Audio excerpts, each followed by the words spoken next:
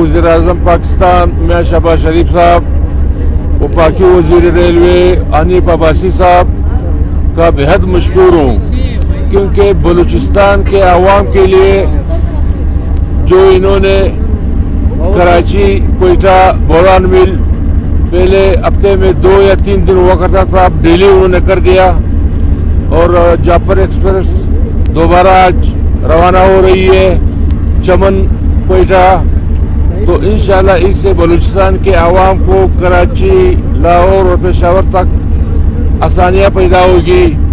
اور میری کوشش یہ بھی ہوگی پرائم منسٹر صاحب سے کہ کبھی کبھار بلوچستان میں جب روڈ یا کوئی چیز بند ہوتی ہے تو ہمارے جو ایک ہی راستہ تھا پہلے جہاز کے ذریعے، انہوں نے بھی کرائے آسمانوں تک پہنچائے.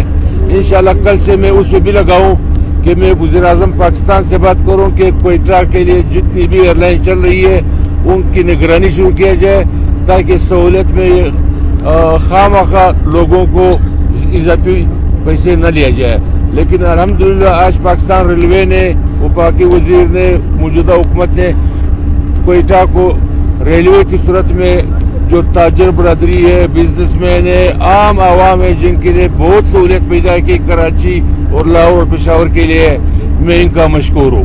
قریب مسافر جا رہے ہیں انشاءاللہ، جن کی فری بکنگ تھی اس گاڑی کے اندر، کرنٹ کے اندر بھی بکنگ ہو رہی ہے، اور سیکیورٹی کے سارے فول پروف جو انتظامات ہیں وہ کیے گئے. ڈیفینیٹلی سیکیورٹی کے انتظامات جو ہے وہ پشت پناہ ہوتے ہیں، جس کے لیے ادارے اپنی جگہ پہ بالکل مستعد موجود ہیں. تو اس کے کوئی ڈیٹیل بتانے کی میرے خیال میں مناسب نہیں ہے. however وہ سارے لیے جا چکے، اس لیے آپ سب کو یاد مدعو کیا گیا. ہم ضرور کر لیتے ہیں، اگر آپ ہمیں بھیجنا چاہتے ہیں ہم چلے جاتے ہیں، سریاب تک چلے جائیں، کیونکہ ہماری ڈیوٹیاں تو یہاں پہ ہیں. اسسٹنٹ آفیسرز کی ڈیوٹی ویسے لگائی ہے ہم نے. تقریباً ہمارے جو بکنگز کے حوالے سے 90 لاکھ روپے کا وہ ہوئے، وہ بھی کنٹرول ہو جائے گا. جیسے آج یہ ٹرین بحال ہو رہی ہے، بولان مل ہفتے میں ڈیلی ہوگا، اور اس سے بھی فرق پڑے گا.